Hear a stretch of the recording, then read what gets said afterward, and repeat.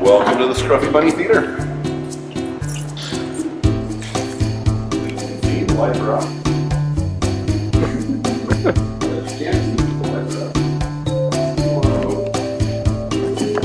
Oh, hi.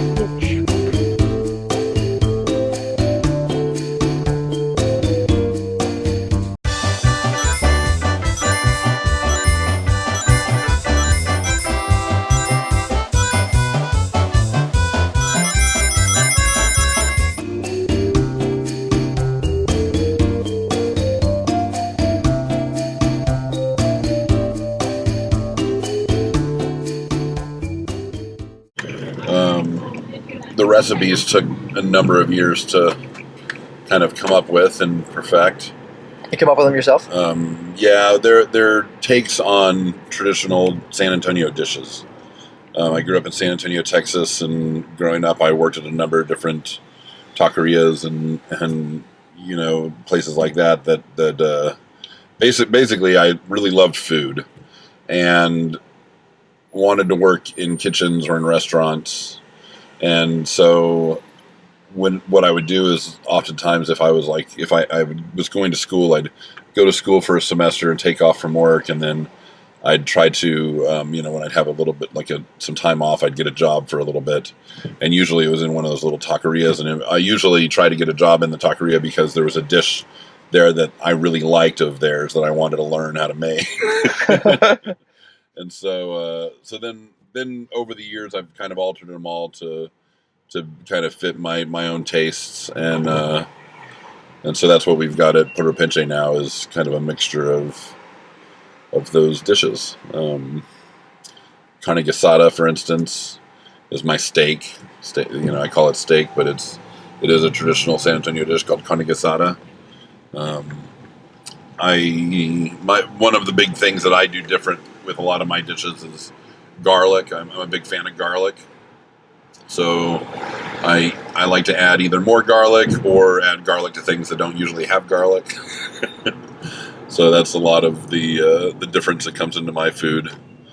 I also try to use high quality ingredients.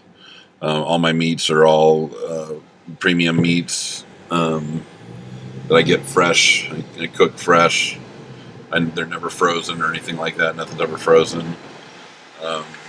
I get all my ingredients, like I said, from the markets or from More Wilson's, or I order them overseas. I get a lot of my spices from Mexico and San Antonio, because the spices, even though they're similar, for instance, cumin is cumin everywhere you go, but there is a slight difference in the taste of San Antonio cumin than there is with Wellington cumin.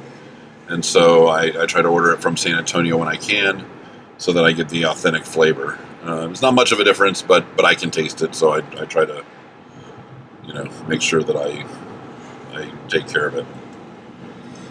Well, this I'm just giving you some salsa to try. So you want to try the salsa? Sure, fuck it. You want to get filmed trying the salsa? Yeah, why not? So this is the hot sauce here. This is the hot sauce? This is the hot sauce. Oh, boy. So do you do hot sauce often? Nope. All right, so I'll go kind of small for you. There. There you go. And we'll have cheese or something to cover you if it doesn't work out for you. Let's see. Oh, God. There it is. That was fast. Yeah. Well, the problem is it's not quite done yet either. It's going to keep building for a while. Ah, I see. It's okay, it's not that hot. Yeah, it's not that hot yet. Oh, good. It's just been a while. Give it a 10 second. Yeah. Wait. You're doing all right. I think you're doing all right. I don't know. Around in there. You're already better than me. Yeah, you handled it. Yeah. Parth can't handle it. Parth can't even handle jalapenos. He goes crazy. Oh, man. Give it time. Yeah. I'm sure I'll be wanting to get like bubble tea or something in a second. It's right there. You want to add cheese or something? Calm you down? I think I'm okay for now. Okay. Nice. So every week we try to make at least one salsa that's really, really spicy. And so recently we've been using golden scorpion tongue chilies, which is one of the hottest chilies in the world. We also use black scorpion tongue chilies not too long ago, which is the hottest chili in the world now. And they're just ridiculous. Yeah, it's a lot of fun though. But you handled it pretty well. Good on you. Good on you. Thanks. Right on. So those are the yellow scorpion. Oh, is that them? Yeah, those are the yellow scorpion chili. Oh my god. Where'd you guys get them from? We get it from Mo Wilson. It's only like a limited supply, so they only have time to time. They only have like limited chilies and stuff. So red ones are one of the hottest ones, more hotter than yellow. I'm feeling it. Okay. Yeah, you feeling it? Yeah, that's A little right. bit. Yeah, it's like that's why we had to close it every time we put it away. Otherwise, it would just be really hot. What's with the peaches? Peaches? Which it's a different salsa. We use different type of fruit. So we do kiwi fruit salsa, we do peach salsa, and sometimes we do just coriander and onions, and pan fried coriander and onion, and garlic and stuff. We are big on garlic. Richard is actually You mentioned very that big earlier. on garlic, yeah. So we use garlic a lot and stuff. And that's why we have a bunch of stuff and we just use it. So one day he made a frijol salsa that's like sweet and spicy. So every time we make salsa, we try to consist of sweet and spicy. So people don't die or try not to kill them. And they enjoy it at least. So yeah, that's why we have like a bunch of stuff. That's right. From time to time, we'll have somebody who gets it and they immediately start hiccuping. Oh, really? And I love it, man. It's like my favorite. It's like, yeah, you can't fake that. You can't be like, oh no, this doesn't burn. Yeah, It's like, yeah, it's fine. you're hiccuping bullshit. All right, so I'm at the Halal Butcher in Newtown. I like to come here not only because the prices are decent, but because it's the cleanest butcher in town. It's always consistently clean. They take good care of the floor over there. There's not stuff all over the place, and they've got great meat. So I'm gonna order a little bit of mince here. My favorite thing so far is, I guess, I know this seems really, this is the corny answer, but it's learning, all the stuff I've learned so far.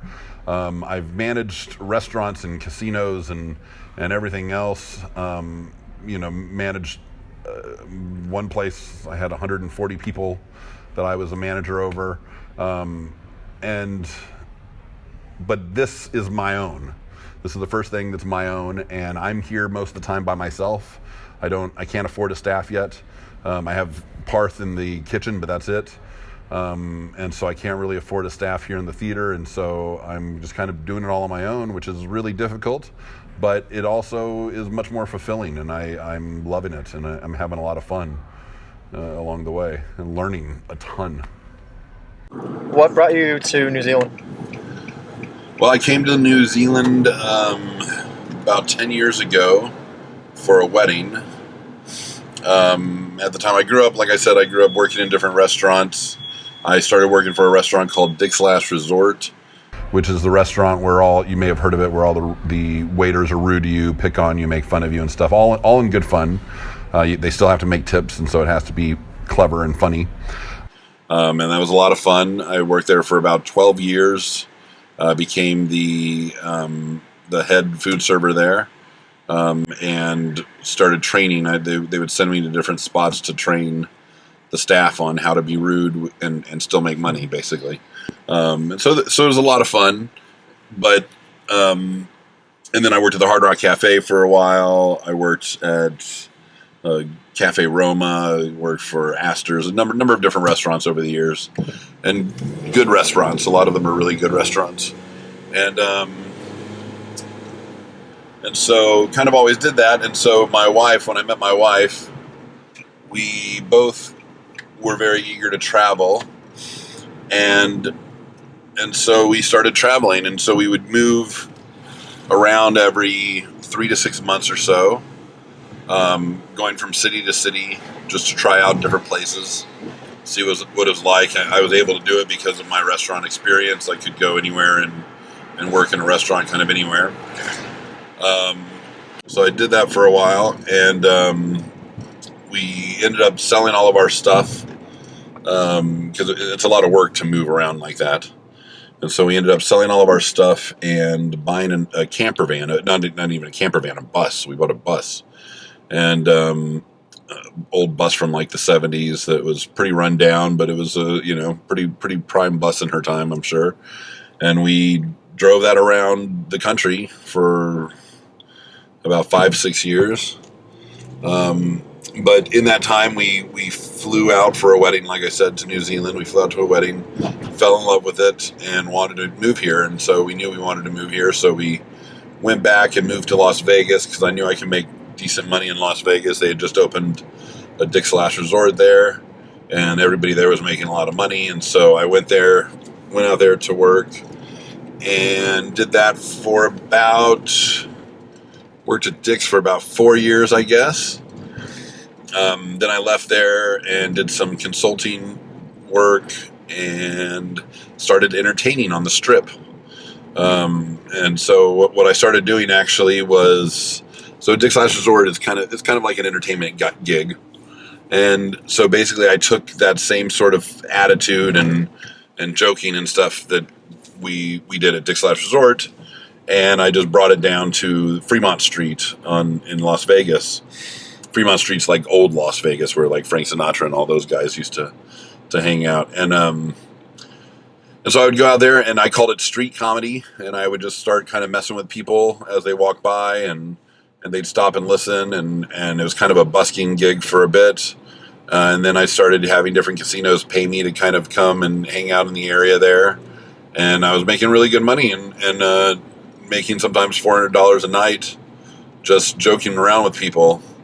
And it was good times, but wanted to come to New Zealand. And so I saved up all that money and just kept working hard and got enough money to come here. Great. So now we're here. I got my residency before I even got here to make sure I could stay.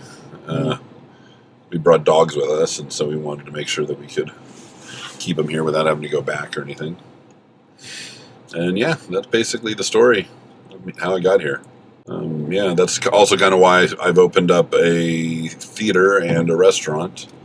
I love the food of San Antonio, and so I wanted to have that here, the authentic flavor here.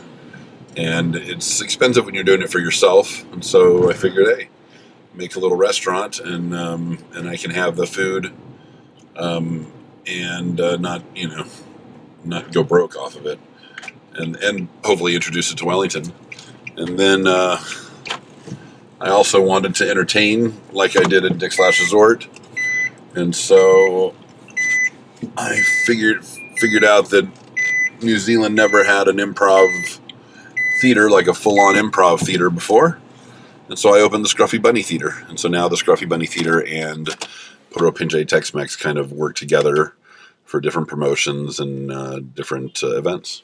So it works out well. When I moved here, I decided I wanted to combine everything and do something that would be fun. I knew I wanted to do a performance theater, and so I went with improv because improv's a lot of fun. It also makes you think, and there's a lot of skill that goes into improv. It seems like, if good improv should seem like there's no skill involved, but there's actually quite a bit. You have to memorize a lot. You have to be quick on your toes. You have to know a lot because you have to be able to reference anything at any moment. And they happen to be doing some pods here in the space where I got my theater, and food pods. And so I rented a food pod, and it took about a day and a half. I wrote the menu with recipes that I already had, but I put together the menu, designed the logo, and got everything going basically in 2 days, and got the restaurant started. The Scruffy Bunny Theater, we're a kind of what would be called a black box theater. That's kind of what I was going for, but we kind of have a weird layout in here. Because of the name Scruffy Bunny Theater, I was able to repurpose these in the courtyard here, where it's like a little mall area that we're located in. They had these benches that they were pulling out to throw away, and the benches were all on these big platforms, these kind of curved platforms. And so when they pulled all that out, I saw them and they looked like bunny ears. They had 2 of them, kind of looked like bunny ears. And so I had the idea, I was like, hey, we're called the Scruffy Bunny Theater. Maybe I'll give myself some bunny ears. And so I moved those 2 platforms into the theater, ended up building a stage to match the 2 platforms so that it's the same height of the 2 platforms. And so now we have 2 walkways that come out of the theater, which makes the theater kind of a unique space. Some people have criticized me for it, but other people really love it. I think it's great. I think it's different. It makes us unique. And so, yeah, so we have that. I've slowly built this all up basically by myself. I've had friends and stuff, a good number of friends and my wife and family helping out with everything. But like most of this stuff I actually pulled in and carried in myself. The stuff that's in here, the lights and stuff, I had to purchase myself. Everything I purchased myself with the help of my family, of course. And yeah, and so it's been a struggle. When we started, we had no stage. So I've got a temporary stage that we use, like a portable stage that I used in the beginning, and then finally got a stage built. Then I got seating, then I got lighting. I got my lights actually installed about a week before the Fringe Festival was to begin, and I hosted about 100 shows over 100 shows over the Fringe Festival, and so that was pretty scary, not having lights up until a week before. But yeah, got my sound in. Yeah, so it's been a struggle. It's been a lot of work, but I love it. It's a blast. Yeah, I wouldn't want to do anything else. Pues voy a tirar estas piedras sobre las aguas de esta tierra y más tardar